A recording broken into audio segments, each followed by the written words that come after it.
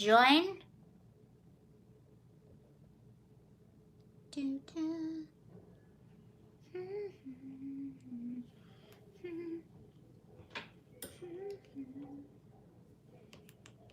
Is that better or worse? I can't tell. Hello, how are you? Oh, there's so much to talk about. I'll wait for a few people to join like usual. Something on my face.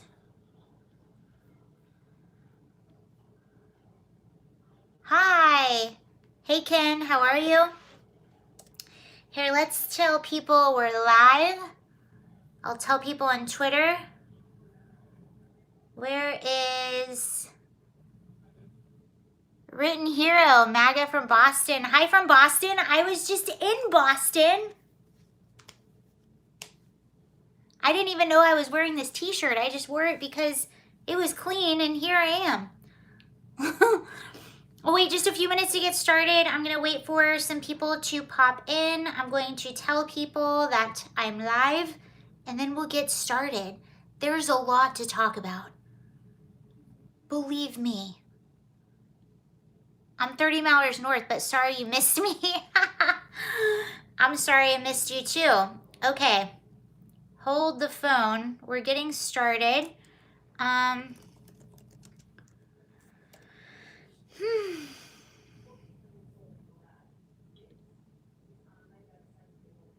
everyone. Hi Zombie. How are you? We're getting started in just about a few minutes. So if you want to get something to drink, get something to eat, do that right now. And I'm telling people where to find us so we can chat about district attorneys. Doesn't that sound really exciting? Hey Weather, what's up?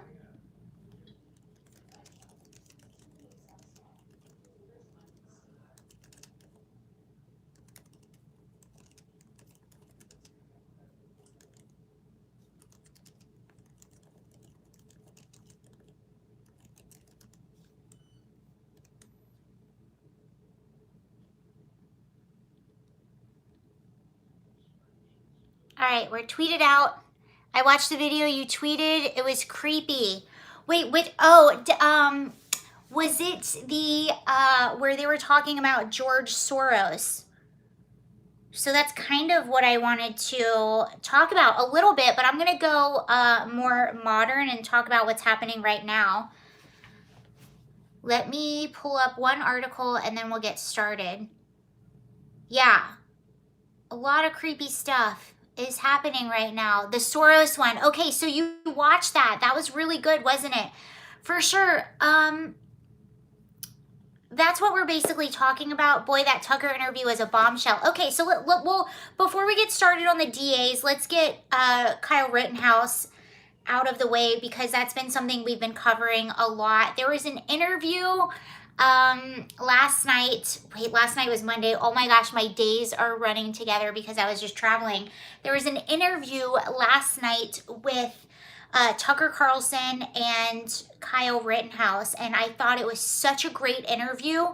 Kyle, handsome boy. He actually is a handsome boy. He's such a sweet boy, and I think you finally got a sense of who Kyle Rittenhouse was, and I hope he's protected. I hope he's okay, and I hope he does whatever is the best for him and his family, and it sounds like he has a good head on his shoulders.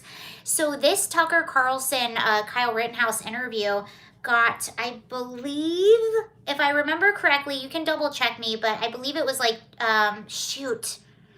he got twice as many views as MSNBC and CNN together. So he got more views on that one interview than those two news networks got together. So that just goes to show you where people are at. And a lot of people got red-pilled during this trial because they saw how dishonest the media was about this trial from the very beginning. And I saw this, like, I was following the guys on the ground that were getting this covered, the independent media outlets that were covering this from the very beginning. I was watching them. So I saw in real time how the media took this story and completely lied about it, completely falsified it from the very beginning. And it was so strange. I had already known this. I had already known how dishonest the media was, but to see what they did to this person, and this was such a clear-cut case of self-defense. It almost could not have been clearer than this case. It was so clear, and you can tell Kyle is so truthful because he's so confident in what he's saying, and what he's saying makes so much sense because he's on the side of truth. That's why he can sit down and he can talk and he can be calm, and what he says is consistent, and what he says makes sense, and because it was self-defense. So someone just said he killed 2 people in self-defense. And let me tell you something about self-defense. Your rights stop where mine start. So if you're coming at me violently when I did not provoke you, that your rights are done. That is the basic right of self-defense. Hi, Glenn. How are you? So let me repeat that. Your rights stop where mine start. Kyle was a crisis actor that got caught up. What are you talking about? I have no idea what that guy's talking about. Yeah, after MSNBC followed the jury bus. For real. Yeah. So that's out of the way. It was a great interview. I encourage, like, some of it is on YouTube. I think you can go on Fox Nation. You can do, okay, so we got it. 5 million people watched the interview. Thank you, because I was going to say 4.5 million. 5 million watched the interview. That was more than CNN and MSNBC combined. So that's a lot of people watching it at once. And keep in mind that people watch it after that. So that just goes to show that a lot of people were really interested in this. And that was the first time when Kyle took the stand and when he was talking to Tucker. That was really the first time that we got to hear Kyle himself and his true character and what happened with him that night. So that was pretty cool. That was pretty significant, I thought. There's my skull.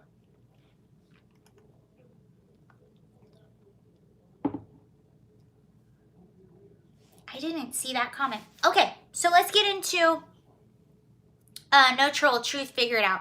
Okay, no, thank you for clarifying that. We like any opinion here, any point of view. But we do have some people sometimes that just like to be provocative, just to be provocative, but that's not it. Kyle is fooling all of you. I actually don't think he is. I think he's a kid that got caught up in something that, you know, I agree with a lot of people that Kyle shouldn't have been there. Totally agree with that. I think law enforcement should have been there. I think they should have been doing their basic job, but they were told to stand down. And there were 3 nights of rioting. So when you have a breakdown of law enforcement, you are going to have citizens that probably want to protect other people because other people aren't doing that. And that's actually the theme of this live stream today, is how government is not doing one of their most basic functions is law and order and public safety. And that's kind of what we're talking about. So I'm going to go into a few DAs around the U.S. because we have this theme of district attorneys, and this video that I shared earlier today on Twitter was all about these rogue district attorneys that all happen to be George Soros funded. And I'm not going to go into the George Soros like conspiracy theories and stuff like that, but I will tell you, I know, good evening. I will tell you what I know for sure about George Soros, what I've seen for my own eyes. What I have seen from my own eyes of George Soros is George Soros admitting that he does things and he does not think about the social consequence. So he does social experiments, he will pump money into things, and he does not consider the social consequence. So he has said that. That's not out of context. This is something that he said. So I do know that he said that. I also know that what country is he from? Is it Hungary? Here, we'll look it up right now. Hungary. Am I correct? Someone let me know. Oh yeah, Hungary. So Hungary, his home country, passed a Stop Soros law that makes it illegal to take money from him. German law, love. Happy early Thanksgiving, for sure. Thank you. So, okay, so Hungary just passed a Stop Soros law that makes it illegal to help undocumented migrants. Okay, well, they stopped taking a lot of funding from him. And that's his home country. So they don't want him involved in their politics. He's also said some other concerning things. So those are the facts. And you take all of those into account and, you know, you do with that what you will. But that's just those are the things that I do know about him. And I do know that he funds a lot of these district attorneys and a lot of politicians that are very radical on the left that seem to, he almost crashed the British stock market. Soros helped Nazis during World War II. Yes, so this is another thing about Soros. He was posing, I believe he was posing as a German back in World War II, so he could escape the Nazis. And because he did that, he actually ended up helping the Nazis. I believe someone correct me if I'm wrong, I believe he helped confiscate their homes, or he took them out of their homes, or he took their businesses. But anyway, he helped the Nazis, and the reason he did this was for survival. So it was for his survival. He was a young kid. He also funds BLM and Antifa. Yes, so he funds a lot of the things that breaks down our law and order in the country. And you can argue, okay, maybe he's doing this because he thinks it's a really good thing, and that's a valid argument. Soros is 91 years old. That's a valid argument. Maybe he does think he's doing good. I don't know. I'm just telling you I know these other things about him, and it seems really concerning. It seems concerning that his country of origin doesn't want to accept money from him. It seems a little concerning that he says he does not think about the social implications of the things that he invests his money in.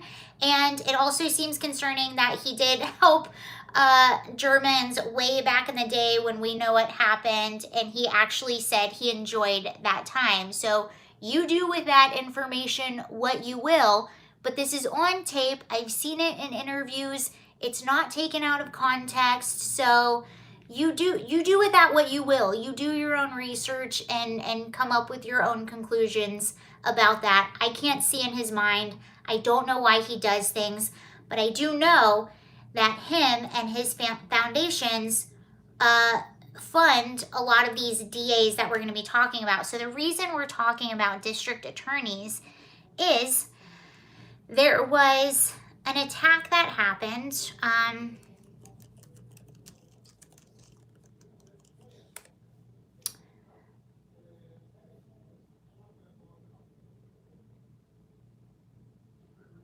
Okay. So there were several things that happened this weekend. And one of the more devastating things, and I'm sure you've all heard about it, was this attack that happened in Wisconsin where a person drove their car in the middle of a crowd. And this was during a Christmas parade where there were families, there were young children, and they were just enjoying a Christmas parade. And this person plowed their car into the parade. So you hear about this, it's tragic, it's angering, it's devastating. Why did this happen? And the more we looked into this case, the more we found out about the details of this person, about why he was in the public, and about his past. So I'll read you just a little bit about what we know so far. And this happened in, excuse me if I don't pronounce this correctly, I've heard it pronounced several times, Waukesha. Tell me if I'm pronouncing that. Watch Crowder, he was a black supremacist, someone says. So it says, the man accused of deliberately driving his car into a Christmas parade near Milwaukee, killing 5 people and injuring dozens. By the way, there is a new count. He actually killed 6 people. There was a very young person that has died from his injuries since everyone has been in the hospital. So it's now 6 people. It is no longer 5 people. The suspect, Daryl Brooks, 39 years old, was arrested near the scene of Sunday's vehicular attack in Wisconsin and faces 5 counts, now I'm sure it's 6, of first-degree homicide. In addition to the 5 people killed, ranging in ages from 52 to 81, now there is a very young person under the age of 10 that was killed. Some of them were these dancing grannies that were just like a dancing group of older women that go through parades and like to show people a good time. Here's the thing. So we have come to find that this individual, Brooks, the FBI was assisting local police in their investigation. Brooks so this is the person who drove his car into this crowd. Brooks has a criminal history and was last released from custody after posting a $1,000 cash bail on November 11th. An amount the Milwaukee County District Attorney's Office said was inappropriately low in light of the nature of recent charges against him. So he had violent charges. So just recently, he attempted to run over the mother of his child, and that was one of his charges, and he was released on a $1,000 cash bail from that charge. And he has a list of criminal charges after that. Brooks had been charged on November 5th with obstructing an officer, battery, reckless endangerment, disorderly conduct, and felony bail jumping in a domestic abuse case. Prosecutors and state court records show. Around the time of Sunday's carnage, so this happened Sunday night, police also had received a complaint of a domestic disturbance involving Brooks and a knife, but were unable to respond because they were preoccupied with the parade. So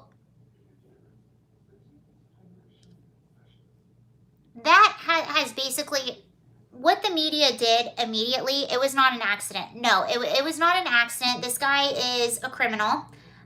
It's very apparent if you watch the video. I'm not going to show you it, obviously, but you can find it anywhere. You can watch it.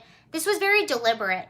And witnesses of this said he slowed down when he came to the crowd and then accelerated and then zigzagged through the crowd. From what they observed, this is alleged, this is just what from they observed, it was almost as if he was attempting to get as many people as possible. That's from their observations.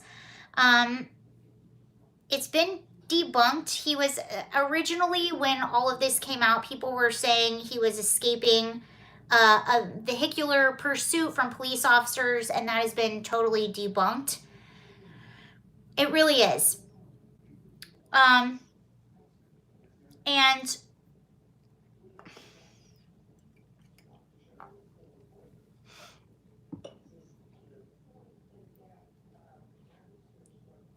his motives are still not totally clear. We know a few things about him, but I don't want to speak on that until we know more. But what I do know is this is a combination of a lot of things. He should not have been out on bail. 4 dozen were injured. Yes, a lot of people were injured, and a lot of kids were injured. He cried the whole time they were reading the charges. What a degenerate, just evil, awful soul. Someone said turnstile system of a failure. Yeah, this is an entire system of a failure. And come to find, this is the district attorney that was in charge of letting him go was not even the district attorney in the town that this happened in. This was a neighboring town, and let him go on a $1,000 bond on a very serious, violent charge. You're right about George Soros, district attorney. Yeah, so this was a George Soros district attorney, and when you look back on the things he has said, so he has congratulated Chesa Boudin of San Francisco. He has congratulated George Gascon of Los Angeles, and we all know that these district attorneys are making these cities less and less and less safe, and that's what we're going to go into right now. What is going on? Why is this happening? And how is this going to be fixed? How is it going to be fixed? I don't know, but this was not the only thing that happened over the weekend. This was the most tragic thing. This was the most heartbreaking thing. And this was the most difficult thing to grasp, how people in this little town in Wisconsin are at a Christmas parade, and these little girls, these little dancing girls and the dancing grannies, a lot of these dancing grannies were hit by the car. Vote them out. Yes, vote them out. Get them out of here. They do not care about public safety. But anyway, okay, so I'm trying to figure out how I'm going to organize this for you, but let's just dive in together. Let's just get into this. Let's figure this out. So the main thing on this live stream is about these district attorneys. A lot of cities have these George Soros rogue district attorneys. It's Los Angeles, San Francisco, I believe Boston, Milwaukee, Baltimore, Chicago, a lot of places where you are seeing increased crime have these district attorneys. And what do they all have in common? They have a lot of money behind the funding to get them in office. And also what they have in common is they will beat out their incumbents, and they beat them out on things like criminal justice reform, reimagining the criminal justice system, being a forward-thinking person. They use language like that, but they don't tell you what they're actually doing. So a lot of people will vote them in, and I really think a lot of them rode the BLM sort of wave. And they talk about, we're going to reform criminal justice. We're going to incarcerate less people. We need to reimagine this. We're going to hold police officers accountable. But what they don't tell you is how they're going to do this. And what they also don't tell you is when a lot of these district attorneys, and these district attorneys hold a lot of power, when they get into office, these rogue district attorneys, the ones that go on these platforms, these radicalized, super progressive, although they're not progressive. By the way, a progressive district attorney introduces something new. What you need to know about these district attorneys is they do not introduce anything new. They just take things away, right? So they remove cash bail, zero cash bail. They stop criminalizing things like property theft or, low-level crimes. They stop criminalizing those. So they take things away, but they really don't put anything in place. So to me, that's not progressive. That's actually regressive. If you're just taking away and you're not replacing anything. And that's why when you see these people come in office, and I have receipts for you, so we'll go through that in just a second. That's why when a lot of these people come into office, crime explodes in all of these cities. And my horse wants AOC's phone number. Can we just talk about AOC for a second? So I don't know if any of you saw this. Do yourself a favor. Go on her Twitter account. I'm sure it's still there. So we found out that the person who plowed through this crowd got released on a low cash bail, a $1,000 cash bail. That's inappropriately low for the violent crime that he committed, right? So what does AOC tweet the next day? She tweets that we need to lower cash bail. Just seems like odd timing. I don't know. Seems like odd timing. Seems a bit inappropriate. Seems a bit supposedly bail reform. And that's what some people are calling this online. They're calling it the bail reform massacre. And this guy should not have been free. In my opinion, that's my opinion. I don't know what your opinion is. But he should not have been out in the public, considering what he was charged with and what he did. JFK times. I know a little bit about that, but maybe we'll get to that another time. Okay, so before we get into any of this, so we know that a lot of these DAs, the Soros DAs, San Francisco, and what is happening in San Francisco, organized looting is out of control. Burglaries are out of control in San Francisco. So I'm going to read you right now a Twitter thread from a liberal that is from San Francisco. And I'm just going to read you his experience, if that's cool. What even is a grassy knoll? Where is that from? Someone says, did you notice the mainstream media's silence on the tragedies? Absolutely, I noticed that, because it does not fit their narrative. If it doesn't fit their narrative, they're not going to talk about it. It's awkward. It doesn't fit our narrative. We need to hold together our narrative, and if it doesn't fit, we're not going to talk about it. Kennedy shooting grassy knoll.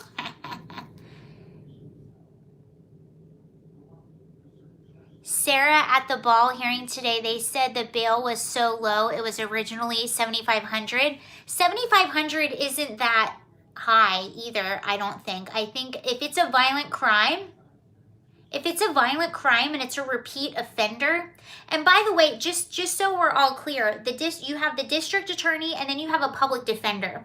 So what these rogue district attorneys, what we're going to talk about right now, these progressive, although they're not progressive because they're not introducing anything new, they're just taking things away and making communities less safe, and crime is skyrocketing in all of these districts that they are the district attorneys in. So basically what they're doing is they are acting more, the district attorney is supposed to be the prosecutor and is supposed to be on the side of the victim. And what they're doing is they're acting like the public defender, so they're on the side of the criminal. They're protecting the criminals more than they're protecting the victims, because they're all about reform. They're all about criminal justice reform. The freaking DA is supposed to be on the side of the victim. So if you have a DA that is acting more like a public defender, who is standing up for the victim? And by the way, I was a victim of an attack. I used to work for the city of Denver. I still have my letter from the district attorney. I was attacked by a client. I was unprovoked. It was an unprovoked attack. I was totally attacked by a client, and I worked with the district attorney. He called me. He talked about what I would like to see happened. He made me feel, when you're attacked by someone, when you are violently attacked by someone, that person takes your power away. They take away, it's demoralizing. They take your power away. They take your, I don't know how to explain it. So working with the district attorney and having a district attorney that listened to me and asked me what I wanted, and asked me what I wanted to see happen, even though I knew that, even though I said I wanted this, I knew that might not happen, but I at least knew that someone was listening to me and someone cared about me. And that was a huge part of the healing process for me, is having this district attorney listen to me and ask me what I wanted and cared about my needs. And to know that now you have these district attorneys that are ignoring victims and that are putting the criminals over the victims' needs is heartbreaking. It's absolutely heartbreaking. And that's what's happening in LA. And I'll read you more stories about this right now. All right. So what I'm going to read you right now is a Twitter thread from a liberal that lives in San Francisco. So I don't know if you guys know, we're going to go into this story in just a second, but there was a mass looting in San Francisco that also happened this weekend. And San Francisco has just been exploding with robberies, property crime, mass looting. People get their cars broken into. So you have residents that live in San Francisco that are putting like handwritten signs on their cars that say, I don't have anything valuable in here. Please don't break into my car. Please. So that's what's happening in San Francisco. And if you live there, please tell us your experience. And tell us if that's your experience or if that's not. Isn't it annoying and only pull 50 live view? Isn't it annoying to have 10K? No, I don't care. Even when it's wrong. All right, so here's the thread. Okay, here it is. One of my best friends in San Francisco was burglarized and robbed last week while sleeping. 2 days later, she saw 3 men peering into her backyard. She called SFPD, the San Francisco Police Department, sobbing. They did not come. I've never lived someplace where the government just doesn't care about you, she said to her friend. She and her husband are going to turn their home into a security fortress, motion detectors, lights, cameras. I was told the next time I have to say they have a weapon, she said. Be careful, I warned. That could get you in trouble. I explained to her that we have laws which could give someone the right to sue her for calling the cops if they aren't committing a crime. So what should she do if she sees people peering into her yard with cameras? I have no idea. She asked, does the government want me to be here? I pay taxes. Shouldn't they protect me? I responded, I don't think our government cares if you're protected. I don't think they want you to be here. I think they see you as a gentrifier. These are liberals, by the way, people. She was hesitant to tell me because she was worried it would upset me. She was right. I'm upset. I'm upset because I want my hometown to feel safe. I want my government to care about our residents. Shit, he says. I want to feel safe too. It doesn't matter if it's just stuff. It's scary as hell to have someone enter your home. Yes, it is. The fact that as a city we have accepted burglaries and property crime as the cost of living here ignores the emotional toll. This isn't right. 2 liberal women in San Francisco started to see things in a different light. So these are text messages between these liberal women in San Francisco. It says, I never understood why people would want to own guns until Chesa arrived on the scene. Chesa is the district attorney. Chesa Bodine is the district attorney in San Francisco, and he is just like George Gascon in Los Angeles. He is super progressive. So what happens is people will get arrested for crime, and then they're released before the paper dries before the ink dries on the booking paper. Salty Sarah. Hey, Sarah. Hey, guys. It's snowing here in Montana. Oh, boy. Okay, so I'm going to read you the rest of this conversation. So the liberal friend says, I never understood why people would want to own guns until Chesa arrived on the scene. I get it now. If the government won't protect you, who will? I never truly understood the need until that happened. I couldn't sleep, and at 1 a.m. I realized, and now I know why people own guns.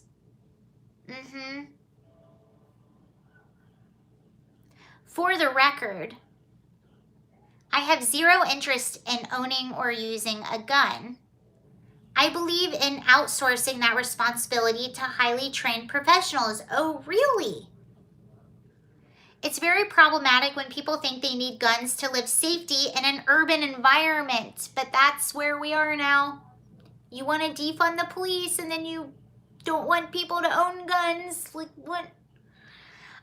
This year, I cannot tell you how many people admitted to me that they bought a gun. This is a liberal. This is not the right direction.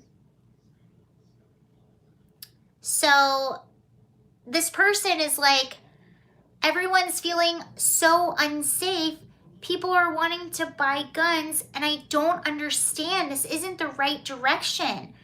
This is a liberal saying this. This is the same party who cried, defund the police.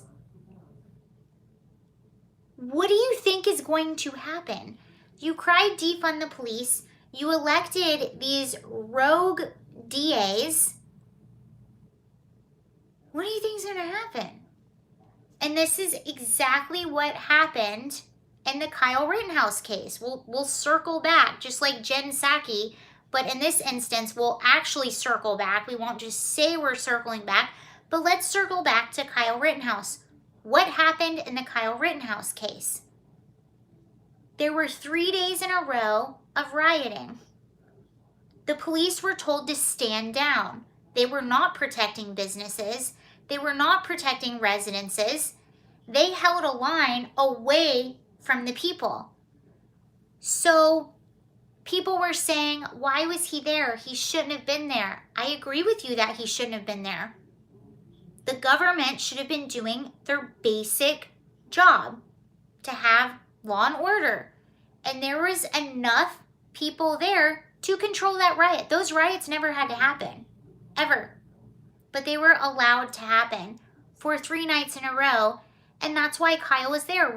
Should he have been there? No, he shouldn't have been there. But do I understand why he was there? Of course I understand why he was there. And people are like, this case, this Kyle Rittenhouse case, they're okaying this world of vigilantes. No, they're not. These people want law and order. They want the professionals to do their job. They want the government to do their basic job and take care of law and order. The people that are trained to do this. But these people were demonized. You didn't want those people there, so what do you think is going to happen? You just expect everyone to be sitting ducks? Are they less human than you? They don't deserve the right to feel safe. They don't deserve the right to not have their business burned down. They don't deserve the right to not have their business or their livelihood looted. It's not just property to a lot of people. It's your livelihood. It's your sense of safety. It's your emotional well-being. It's almost the left. Hi, Sarah. Hi. Oh, hi, Danielle. When cops are too busy to come when you call about a prowler, what are you supposed to do? Well, I'll tell you what, when your cops are properly funded, they're usually not too busy, but I also agree, you're right. They're never going to be there right away. So what do you do in the meantime? When I was living in Denver, Colorado, I'm going to turn on my fan. Are you guys okay with that? It's really hot. I'm turning on my fan. Thank you for saying hi to Danielle. She's my friend.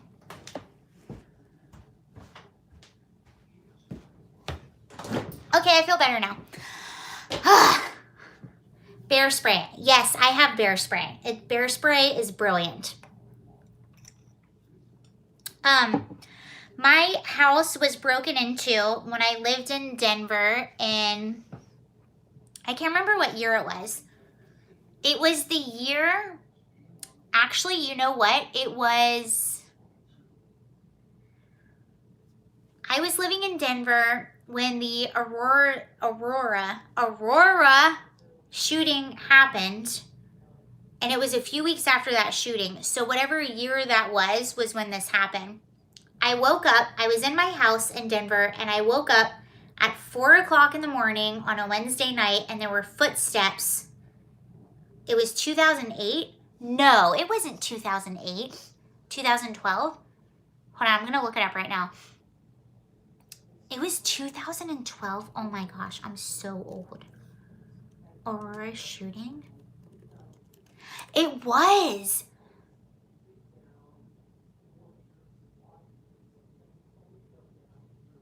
You're right, it was 2012. That was so long ago. Holy cow. I was in my house and I woke up to footsteps in my hallway. I was living with my boyfriend at the time. It was 2012. And I automatically thought there was a ghost in the house. I heard footsteps and I heard some like rustling around in the room next to us. And wasn't there something recently in Aurora, or am I nutso? Ooh, I don't know. Let's look. Yes.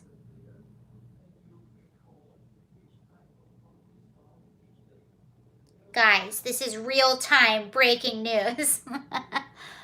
No, it's not good. I don't mean to laugh about it. It's not good at all. Oh. What is up with Colorado? I'm dead serious. What is up with Colorado? Okay, so someone just said, I'm talking about you don't look a day over 25. Thank you. I'm not going to tell you the breaking news. I'm going to make you wait for it. Breaking news. No, this actually is really sad. But can I finish my story? It's too close to California. I can't sleep. No, I woke up to a person in my house. It ended up being this 19-year-old kid, I think, that just broke into our place, and he was trying to steal electronics, probably for some extra cash. He wasn't armed. He ended up leaving the house. It wasn't a big deal. He did get charged with burglary because he entered the house when we were there sleeping, but it was terrifying. It messed me up psychologically for a few years because someone is in your space while you're sleeping. So I'm just saying, like, it's not just property, it's not just stuff. It's a lot more traumatizing than that. Okay, so someone said, I was looking up the date in Aurora, Colorado, and someone just said, I think something happened there, and you're right. So this was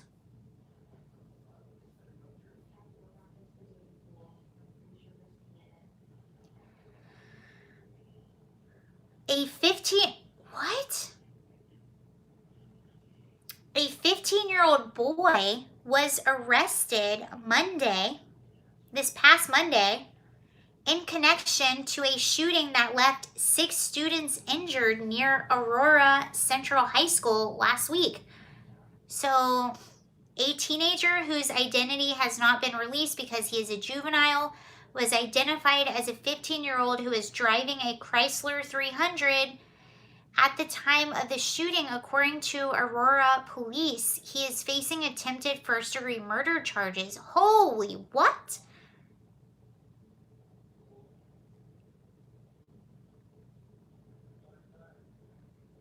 The other outstanding vehicle police identified what they're calling a drive-by shooting. A Chevrolet Tahoe has also been found towed and seized as investigators continue to piece together the events that led to the shooting. The shooting happened afternoon Monday at Nome Park, just north of Aurora High School, where all 6 victims who were shot attend. So all 6 victims attended the high school. The victims were identified by the police department as following a 14-year-old male, a 15-year-old female, a 16-year-old male, a 16-year-old female, a 17-year-old male, and an 18-year-old male. 2 of the 6 victims will have a long recovery ahead of them. Aurora's police, I cannot say that word, police chief said during a news conference on November 16th.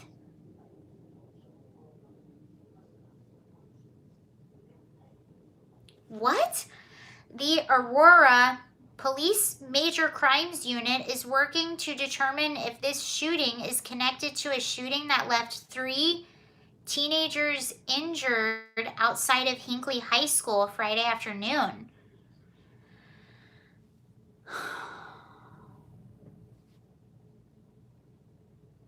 Yeah. I'm going to tell you, I lived in Colorado. It was weird because I lived in Denver for a few years, and I remember meeting people that went to Columbine, and I knew where Columbine High School was, and that was so weird to me because I had seen, sorry, I see a lot in the news, just remembered something that happened. And no, I didn't even know that happened, but a lot of stuff happens in Colorado and I don't know why. Denver tacos. I remember though, the shooting that happened in Aurora, the movie theater shooting, I was working at the Denver Crisis Center at the time, and it was a center we worked with kids, and the very next day, I believe it happened on a Wednesday. Did it happen on a Wednesday? The shooting? I don't know. But the very next day, I went to work and I was working with the kids, and we took them to an arcade. And the arcade was in a shopping center that was like across from the movie theater. And I remember seeing the movie theater like the next day, and it always hits. It was a Thursday night. Okay, so I went to work on Friday then. It was Friday night that I took the kids to an arcade.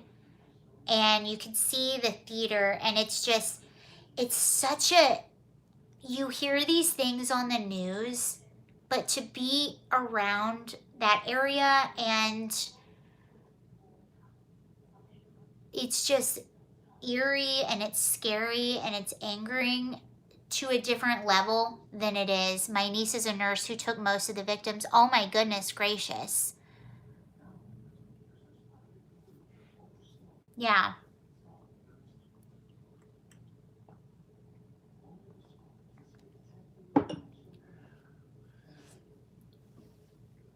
Colorado has, I don't know what it is about that place, but there's some stuff that happens there. There's some weird stuff. That's all I have to say. Okay.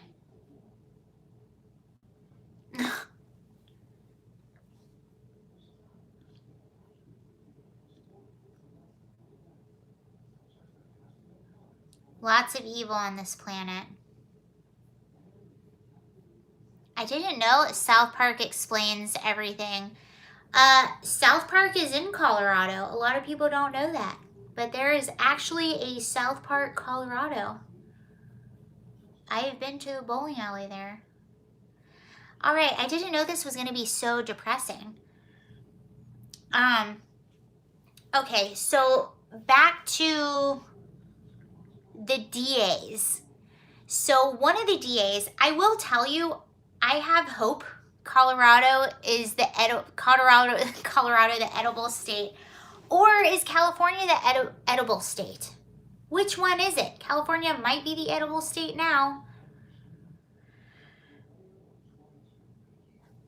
It's wild to me because Colorado is such a beautiful state, and there's so much that happens there. Like a lot of these weird things happen there. We have edibles here in Virginia.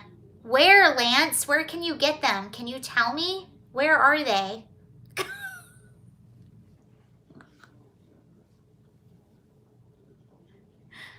Where are they in Virginia? I don't know.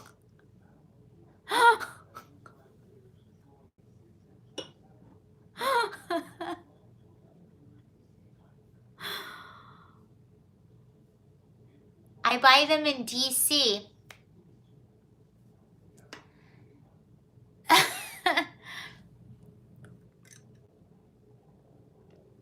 I don't think I do need it. I'm pretty high on life.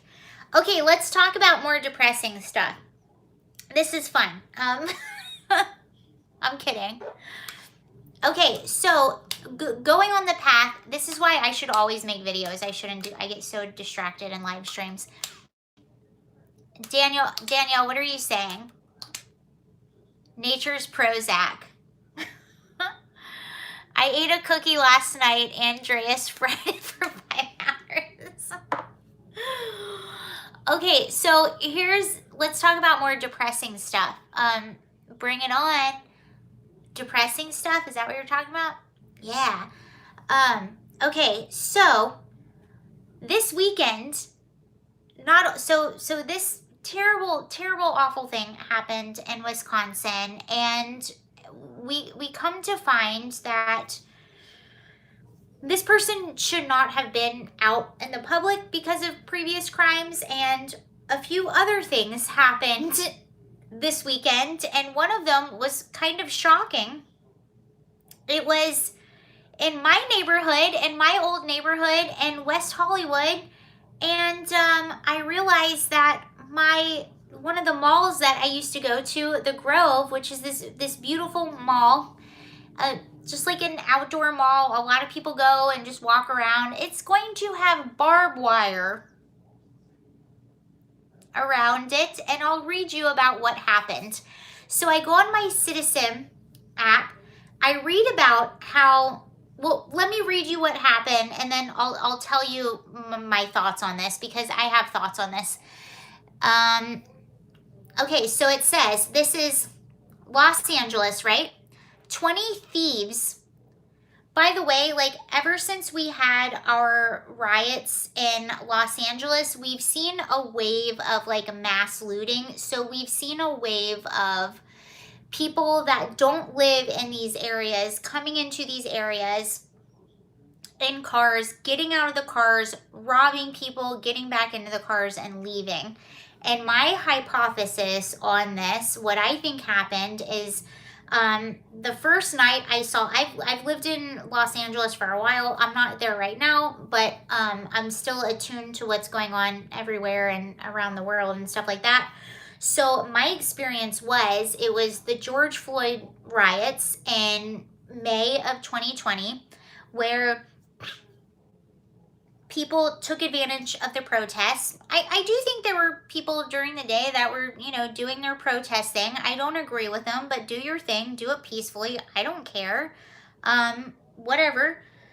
But then a lot of people came in the PM and took advantage of that whole situation, and there was a lot of mass looting that happened that night. It was like, oh gosh, I don't even know how to explain it. It was traumatizing to see this stuff. Half my hood was just broken glass, graffiti, burnt buildings, fire trucks, just pepper spray powder. Like, that's what my neighborhood was. The Grove, yes, the Grove has barbed wire on it right now because of what happened this past weekend. And this is what has been happening. It got a little more rampant this past weekend, and I don't know why. A lot of people seem to think it was because of the Kyle Rittenhouse verdict and but I don't know. I think it's a lot of opportunists that take advantage of certain situations and take advantage of possibly police being overwhelmed. I don't know if they thought there were going to be protests again, so that police were going to be overwhelmed and they could go to the Grove and mass loot and stuff like that. I don't know what it was, but it is what it is. But anywho, what ended up happening, but since the George Floyd riots, we have seen a lot of people coming into our neighborhoods that are not from our neighborhoods and just robbing people. So if they see that if you're walking around the street and they see you have a really nice watch, they'll get out of your car and rob you and take your watch, or they'll rob stores, or you just see a lot of crime like that. And again, it's from people that don't live there, but they come into town specifically for that. And that's what, if you guys remember that there was that, I'm not a fan of Lady Gaga. I like her music, but I just think she's a shitty person. Just don't tell anyone. But Lady Gaga, that's where her dog walker got shot and they took her dogs. So you see crime like that. They're taking dogs that they think are expensive and worth money. So you just see all kinds of stuff like that. Anywho, so a lot of residents are pretty keen to the fact that this started happening like right after the riots. And my theory is that people rioted and then they realized, oh, I got away with this. So they got emboldened during that time, is what I think. And then on top of that, you have, our defund the police movement. Our George Soros got elected. who is our DA. And these DAs have a lot of power because they can let people go, and that's what's happening. So even if people are, so a lot of people aren't being arrested for, you know, lower crimes that they used to be arrested for.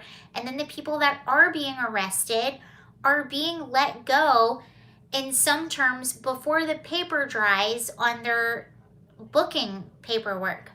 So let me just read to you. Actually, you know what? Hold on.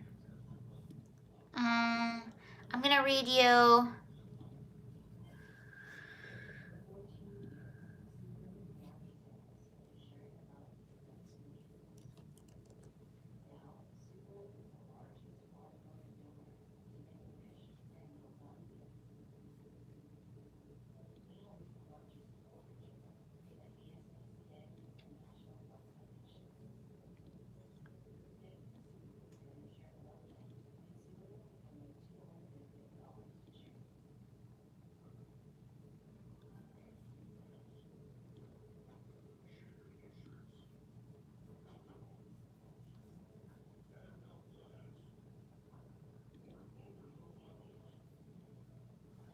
Okay, so this is what's happening in LA right now.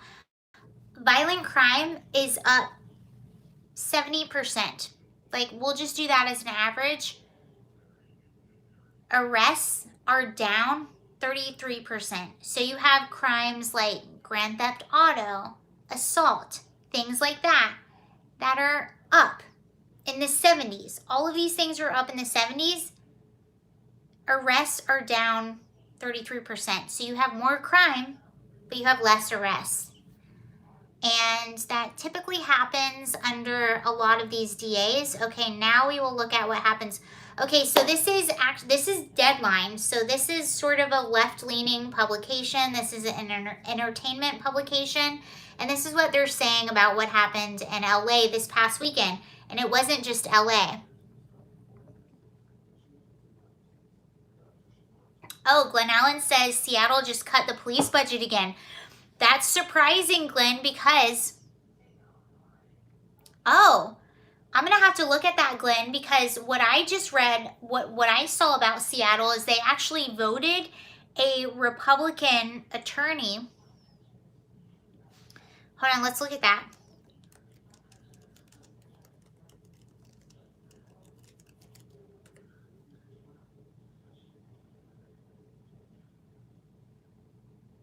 Oh, wow.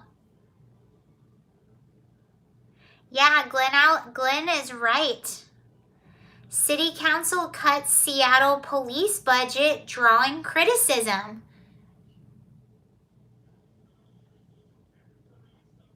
Okay, so we'll look into that, but first let's look into LA.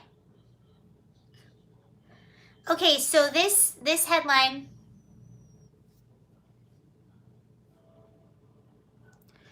three suspects are in police custody today after they were arrested in connection with a reported mass smash and grab robbery in LA's popular The Grove shopping center. Other suspects remain on the loose. It's the latest string of flash mob style looting incidents targeting upscale stores in Los Angeles and San Francisco. Police said they believe suspects were a part of a group of at least 20 people who allegedly robbed a Nordstrom store at the popular retail and entertainment complex in the Fairfax district just before 11 p.m. on Monday. The robbers at the Grove used a sledgehammer and assorted tools to smash one of the department store's windows and reportedly took several items of men's clothing, police said. At least 4 cars sped away from Nordstrom as LAPD cars responded to the burglary call. So this is what's happening in Los Angeles, in West Hollywood, in a nice area that usually doesn't see crime like this. One group of suspects led police on a freeway chase and foot pursuit through South Los Angeles. Okay.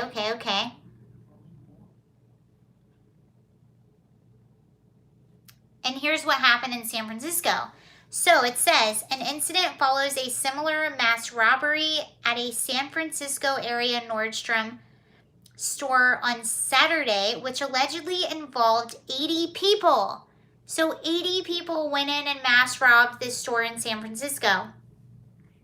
Additionally, on Friday night, San Francisco's Union Square saw a string of incidents. The businesses hit included a Louis Vuitton store, a Burberry store, and a jewelry store, a Bloomingdale's, a Walgreens, cannabis dispensaries, of course, and an eyeglass shop, according to San Francisco Police Chief Bill Scott.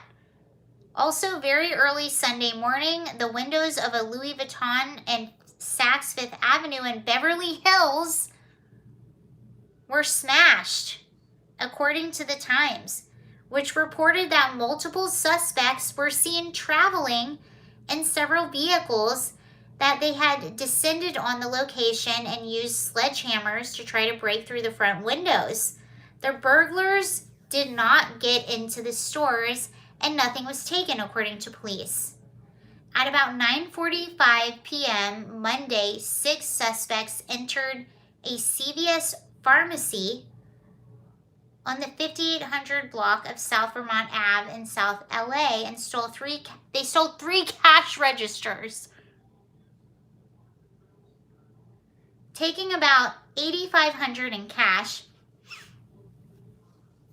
according to Officer Drake Madison of the Los Angeles Police Department. It was unclear if the same suspects later targeted the Grove. Later asked about this, Governor Gavin Newsom said, "These people need to be held to account. We need to break these crime rings, arrest these crime rings." Later in the day, the governor directed the California Highway Patrol to increase their presence near major retail sites and announced what he called an exponential increase in the 2022-2023 budget to combat retail theft.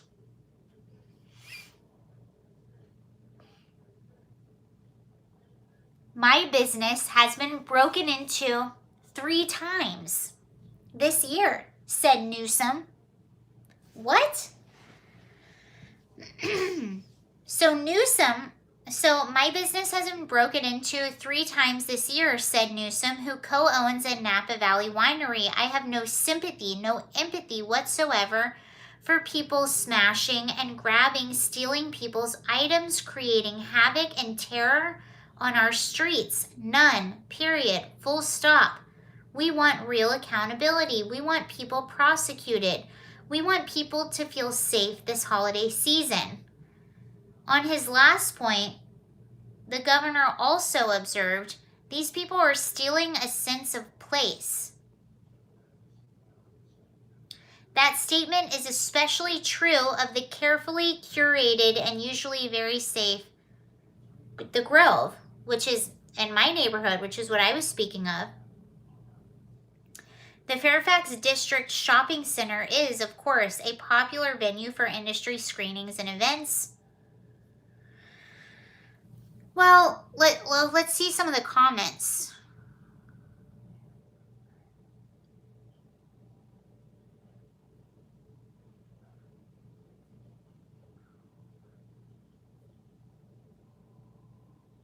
A lot of people say you get what you voted for.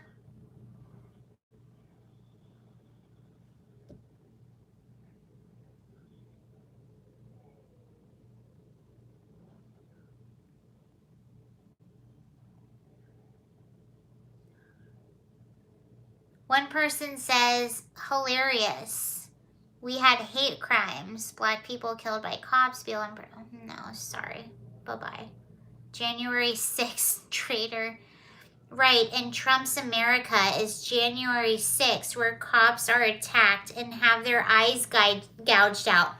This is how brainwashed our country is. This is how brainwashed. You have people responding to this talking about January 6th. Unbelievable.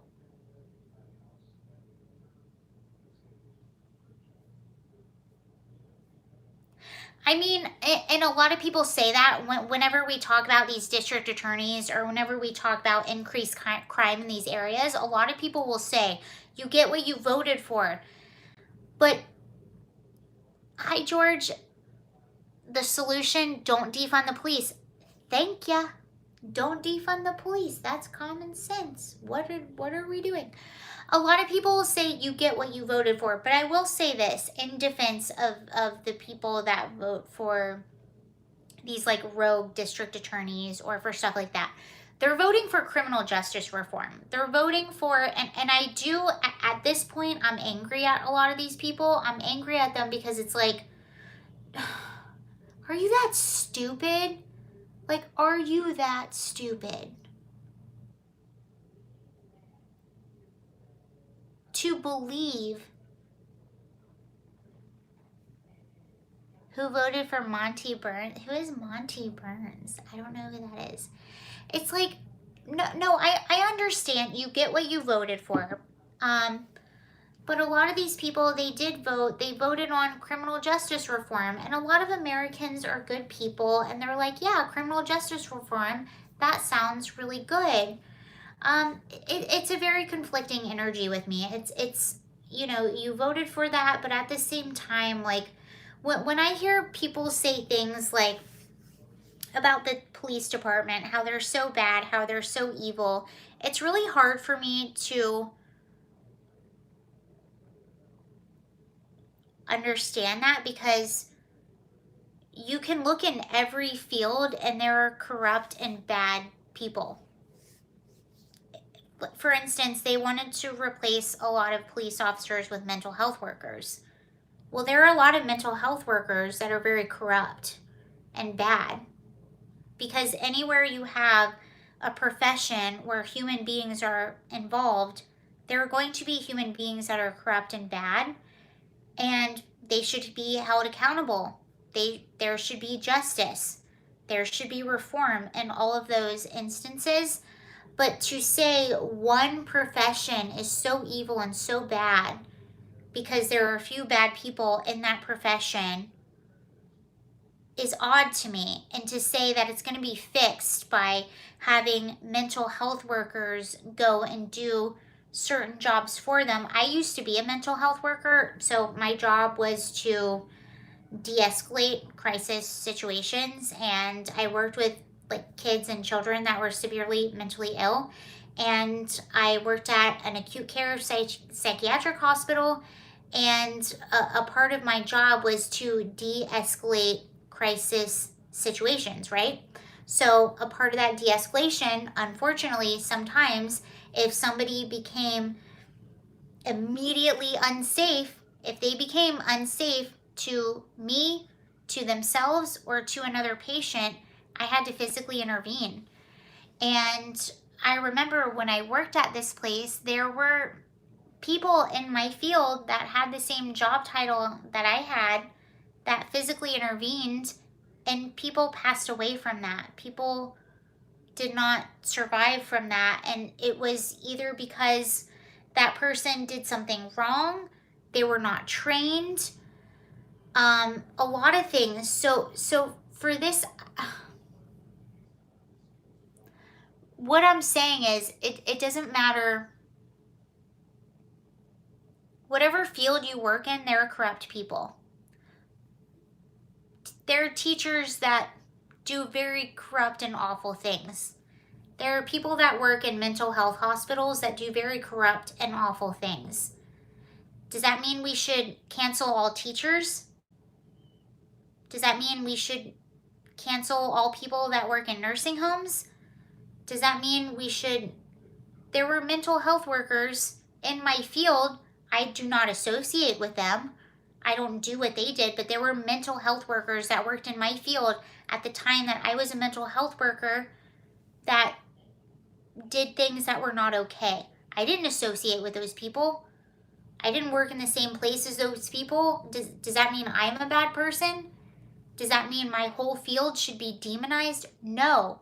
It means that I am a human being, and these people that work in these fields are a human being, and anytime, it's the law of averages. Anytime you have a group of human beings together, There are going to be some people that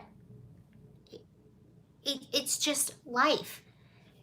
And I don't think the answer is demonizing and defunding an entire profession. I think it's, let's look into this more. Let's debrief. Let's talk about what went wrong, what could have gone right, and let's hold the people that did the wrong thing accountable, but not hold the entire profession accountable. There are horrible people in this world in every category. Yes, there are. In every category, there are horrible people. Unfortunately, it sucks. But that's just the way life is, and it blows my mind. It absolutely blows my mind that there are people my age. I have college-educated friends my age that don't understand this concept. This is like basic common sense to me. Like, I understand how really young people could demonize a whole profession. I understand how, like, really young people could demonize all the police and think, like, all police are bad. But people my age that don't have this basic common sense and that say things like defund the police and all police are bad, I don't understand that. There are bad people in every field, and it's bad. It's unfortunate. And all of those people should be held accountable. And all of those people should be investigated or whatever you need to be to get rid of those people. It sucks. It's awful. And a lot of people, you learn this when you work in mental health. There are a number of people that go into mental health for the specific reason to get access to vulnerable people, to prey upon them. And it's really sad, but it's a reality. And people do that. And it's disgusting and it's gross. But it blows my, again, like, I understand the really young people that fall into this, like, oh, cops are bad, defund the police, abolish the system. But, like, people my age and older that espouse this stuff, I'm like, do you have not a modicum of common sense? I would expect people my age to be experienced enough to know that there's corrupt people in every field, and it's awful and it sucks, and it's sad that some people are just bad, and some people are sick, or some people are just so dysfunctional that they prey upon people, and it's awful. And that's why all of us should be diligent every day, and we should, when you see something, you say something. That's why. But to demonize a whole profession and to pretend that it's just one profession that's the baddie is just, and it's also the profession that keeps people safe. It's mind-blowing to me.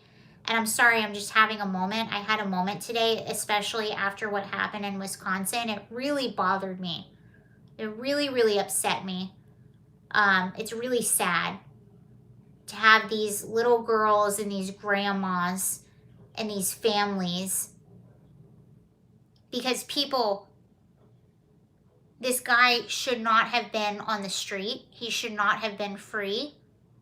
And what's the solution to those who want it? Unfortunately, if you watched the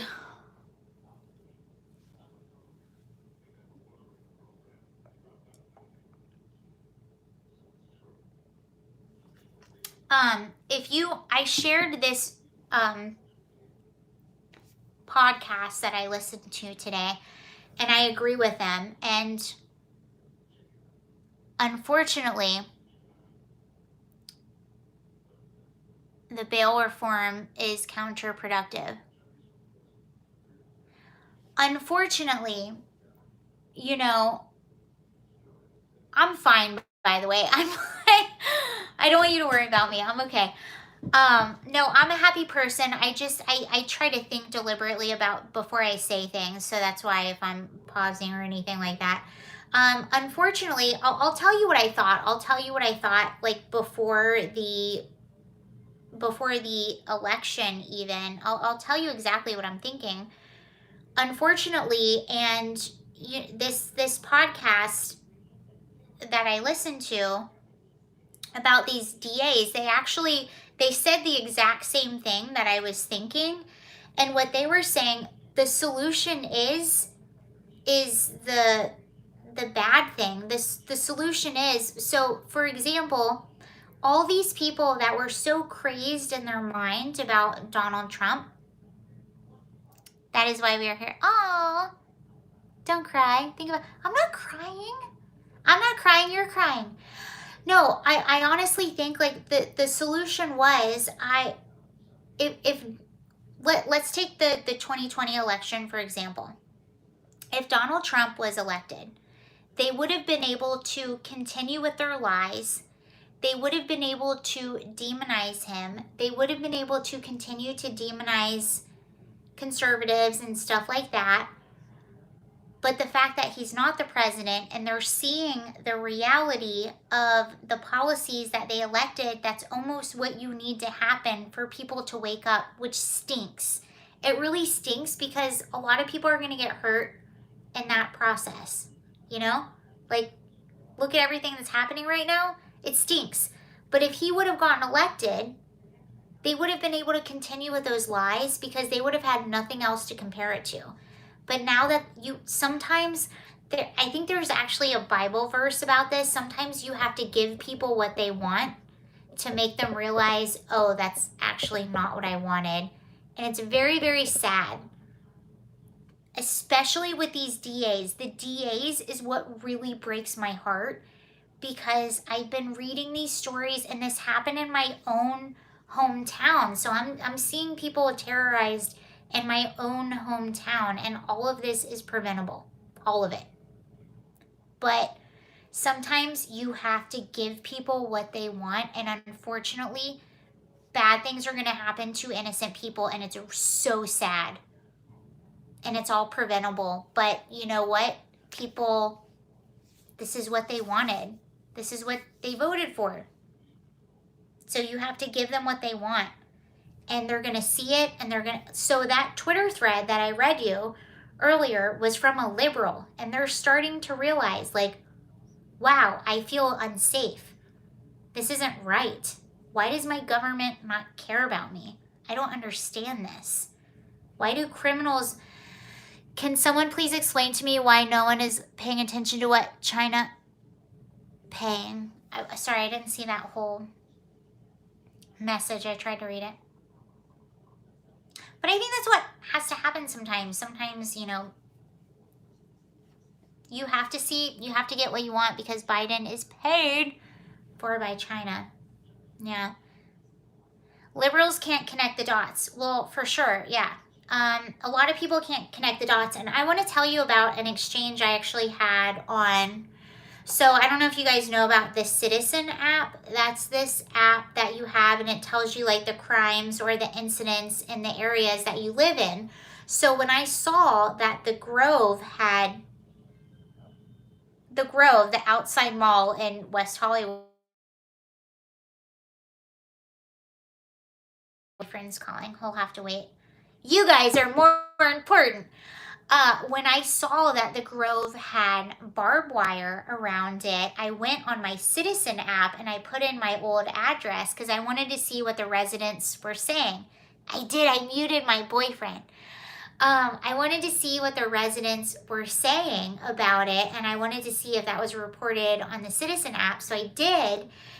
And a lot of people were really frustrated, and they connected the dots. They connected it to George Gascon. They connected it to our defund the police and the fact that our police are told to stand down, and they connected it to Prop 47. So Prop 47 was passed in California, and that means that you can steal up to $950 and you won't be prosecuted for that. So that's why a lot of these criminals feel so emboldened.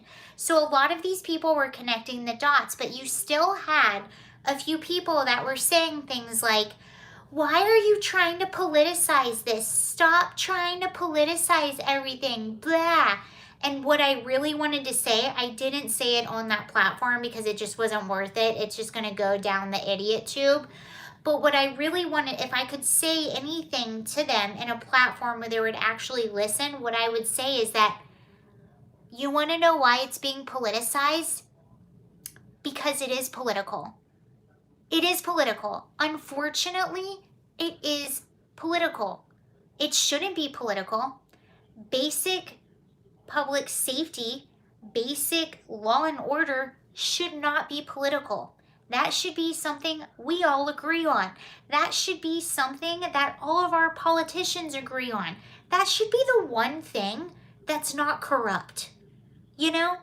Like, take my money, like, overtax me. Like, yeah, I know that happens. I know there's special interest.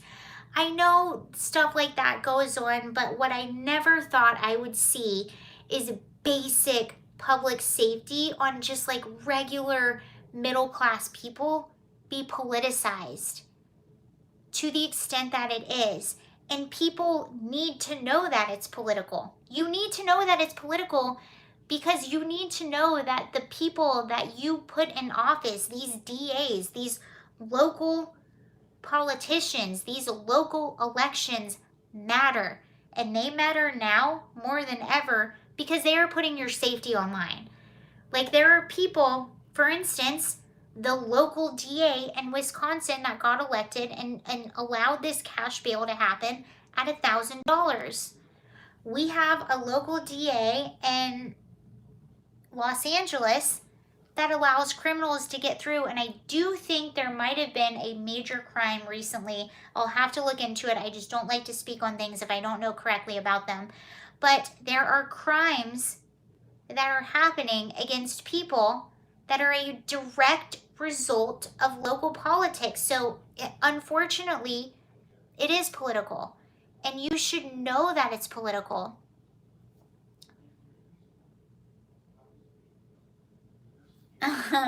Ask Newsom. Someone said, I want Tulsi Gabbard to run with Trump. I love Tulsi Gabbard. I really like her. She has comments. She has principles. And that's why she's awesome, because she has principles. But yes, you know, unfortunately, public safety, it is political. It just is. And it shouldn't be. It never should have been. And I never thought I would see this in politics. I thought I would see them like overtax people for stupid things. I thought, you know, special interests, stuff like that. But I never thought it would be on the level that, you know, we're letting violent criminals out, that we're allowing all this crime to happen, that people that want basic public safety are being demonized. And it's just something I never thought I would see. But unfortunately, you know, I think that some people will have to see it in order to connect the dots, because people don't connect the dots.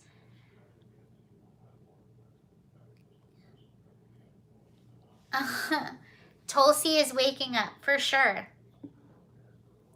All right, you guys, I think that's everything. I'm going to write a letter to Trump and suggest it. The combo would be amazing. I want Rittenhouse for president. You know he could pull the trigger. All right, you guys, I'm going to get off here. Thank you so much for watching. I promise the next one will be better. Yeah, it's a lot going on. I'll see if there's any updates before we go. Bye, Danielle. Your thoughts on Seattle defunding. Oh, okay, let's do that before I go. Let's do Seattle defunding. Okay, so Glenn, this is actually very surprising for me because Seattle has a lot of stuff going on.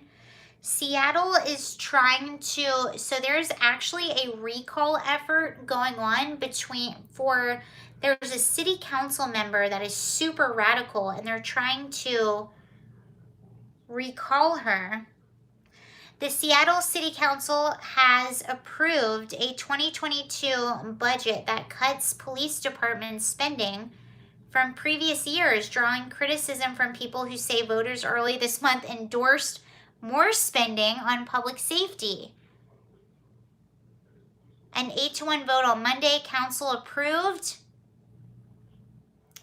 a $355 million budget for the department, saying there are no cuts functionally for SPD. So they're currently refunding the police. They're hiring 125 officers, 125 more officers in 2022. But the police department's budget is smaller compared to years past. In 2021, budget was $363 million. In 2020, it was $401 million. Oh, so it is smaller. Outgoing Mayor Jenny Durkin criticized the new spending plan.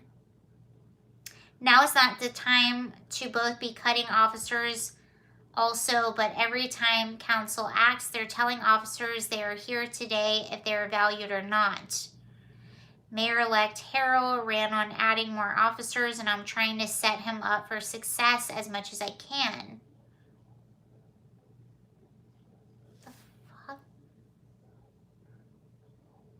Seattle voters sent a clear message earlier this month that they want city government to prioritize addressing homelessness and improving public safety. But the groups like Decriminalize Seattle praised the budget reduction, saying it's time to invest in communities. Oh. Angelica Chirazo from Decriminalize Seattle said, I want to live in a city equipped to address the current and coming crisis without resorting to armed cops to protect the rich at the expense of the poor.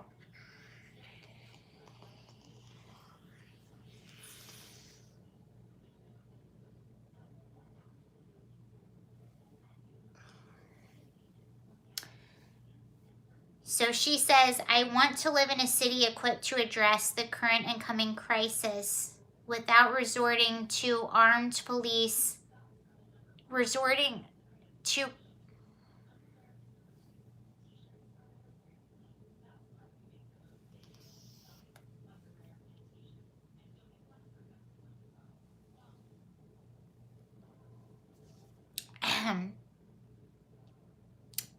Steve just said nuts there. That is one of the dumbest, I'm sorry. There's only 34 of you on here right now, so I can, although this might be watched again. That is one of the dumbest statements I have ever read. Because when you the police are the armed security for the poor. The poor people are the ones that cannot afford private security. The police are the armed security for the poor. And when you defund the police, it hurts the low-income, high-crime areas more than anyone. That is such a dumb, backwards, dumb statement. And it just, it's like all these activists in California, I firmly believe, and I have to get off here in just a second, but I'll go into this in detail because I can defend my statement, but I firmly believe that these radical activists are the destruction of America. They're so stupid. I'm sorry. Like,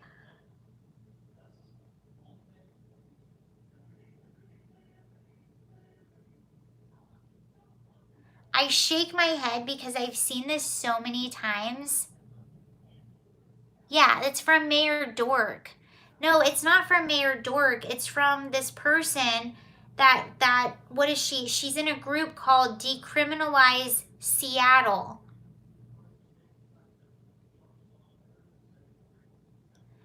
These activists they destroy communities. They aren't stupid. They know what they're doing. That's what, maybe they do. I don't know. But they're not doing any good for anybody, anyone. And when you defund the police, it hurts the low income, high crime areas more than it hurts anyone. agitators. I thought you said alligator. They're alligators and agitators. All right. I don't think they will defund the police. I actually the ultimate goal is to federalize police. I've heard this before. No, it's not eat the rich, it's eat the poor. You're absolutely right. It is eat the poor. It's not eat the rich. This isn't going to affect people that are rich, people that can afford to live in a gated community, people that can afford to hire their own security, people that, and these are often the people that advocate for things like defund the police. The rest are just useful idiots that are just advocating against themselves, I guess.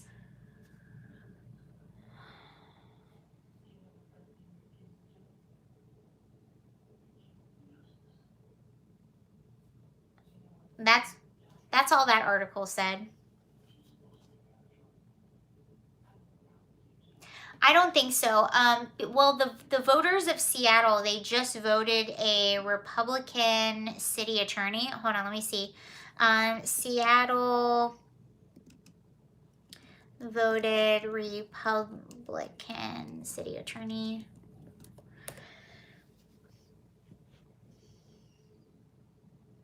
Yeah, they voted in a Republican, Ann Davidson, elected as Seattle's city attorney. So they are, I think a lot of residents of Seattle, even if they are super liberal, they are rejecting the idea of defund the police. I think they're rejecting a lot of these ideas. This was also home to the CHOP over the summer, so I do think they're rejecting a lot of these ideas. I don't think this will ride. There's also a really big recall effort against, there was a city council member who just super radical, super socialist, and there's a pretty big recall effort going on against her, which I don't know if that will happen. But I think people of Seattle, it's gone so much off the deep end that they are rejecting a lot of these ideas, especially in these cities where they're seeing their increased crime. I think the whole just defund the police, stuff like that, I think it's backfiring. And a lot of it is because it was just a slogan and a protest, and it was a knee-jerk reaction. And again, to be a progressive means that you actually have to, if you're going to take something away, you have to introduce something new. And they're taking away, but they're not introducing anything new. So they're saying, oh, we're going to replace it with all these public safety things and this and that, and we're going to put our money here. Okay, where did that money go? Where did all that money that you took away from police, where did that go? Where did you invest that in? How did you invest that in more public safety? How did you invest that in mental health? Oh, you didn't. Okay, so you're just taking away public safety, but you're not investing that money anywhere else. Okay, that sounds like a good idea.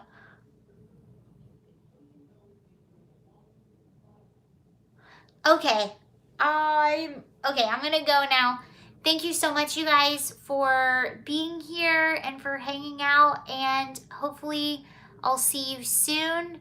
Good night, everybody. Have a fabulous evening.